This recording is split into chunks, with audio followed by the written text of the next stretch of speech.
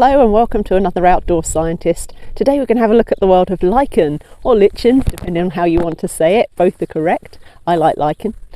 You can see on the tree behind me here I've got lots of lichen growing. So that's a good thing. Lichen can be used as an indicator species for air pollution. So if there's lots of nitrogen in the air, that may well affect how well they grow, or sulfur. Nitrogen and sulfur, when they form oxides in the atmosphere, they can then lead to acid rain, which isn't so good. So around here, pretty good air quality. But what are they? What are lichen? You might have heard of things like reindeer moss. Reindeer love to eat this. It's not a moss, it's a type of lichen. It's a symbiotic life form, mutualistic life form if you like, a fungus with an algae or a cyanobacteria, the two organisms living as one. That photosynthetic smaller microorganism living within the fungi itself. Mutualistic because both are getting some sort of benefit from this relationship of living together. So you literally have thousands of different types of lichen, depending on the type of bacteria or the type of fungi or the type of algae that are living together in different combinations. And that sort of photosynthetic part of the lichen is what gives it its different colours. So photosynthesis is the way in which some organisms make their food using light from the sun and carbon dioxide from the atmosphere in order to make glucose. So these organisms, the algae and the bacteria, are the photosynthetic part of this organism.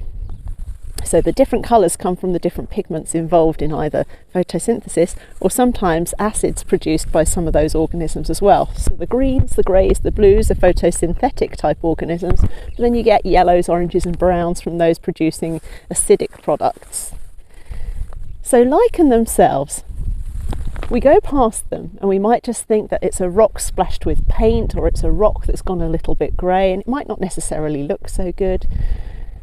But those organisms are telling us quite a bit about our environment around us. So if they're mutualistic, how is it that they spread like this? How do they grow? Well, it could well be in fact that when you get parts of this lichen that fall off, new lichen then grows wherever the bits that fall off happen to land. You've also got fungi. Fungi reproduce by producing spores that blow through the wind. Now, if the spores happen to have any of those small organisms, those bacteria or those algae within them or on them, they'll carry them with them and start up a new lichen formation, whatever they happen to land on. So lichen themselves, understanding about them is still growing day to day. So in terms of classifying lichen, how are they classified? They're classified depending on what the type of fungi is within them. They used to have their own classification, but now we know more about them. We know that they are a mixture of different organisms, of two different organisms. They're classified specifically on the type of fungi. The type of fungi also is what gives them their shape. So the lichen we've got behind us here, we've got fruticose and we've got crustose type lichen. There are lots of different types of lichen depending on their shapes. The fruticose that we've got behind us on some of these are branch-like. So you see these branch-like ones. The crustose look literally like a little crusty blob. So lichen are classified, or their names can also determine what their actual shape is as well. So I've also included some pictures in here where you can see some different types of lichen. But as you go out and about in the world today, have a little look. Are there lichen around you? The lichen that you've got growing might well mean that you're living in a nice clean environment. You might think that the air quality might be quite bad around you, but when you see the multiple different types of lichen, you realise actually it's perhaps not as bad as you thought. Look at the different shapes. There's thousands of them out there.